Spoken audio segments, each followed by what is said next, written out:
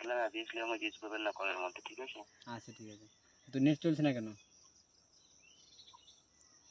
ইন্টারনেটটা আপনার কাজ করা বন্ধ করে দিয়েছে নাকি স্লো চলছে? না না চলেই দাদা, না মারা।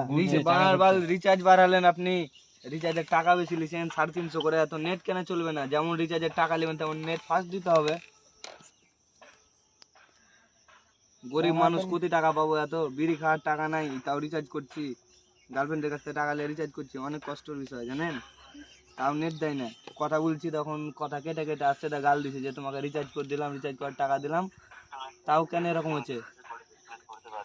কাস্টমারের তরফ থেকে অ্যাভারেজ ল্যাঙ্গুয়েজ ইউজ করে করে ডিসকানেক্ট করতে বাধ্য হচ্ছি। কাস্টমারের তরফ থেকে অ্যাভারেজ ল্যাঙ্গুয়েজ ইউজ করে করে ডিসকানেক্ট করতে বাধ্য হচ্ছি। কেন ডিসকাউন্ট হবে? তাহলে আপনার সিমটাকে ভেঙে ফেল দেবো?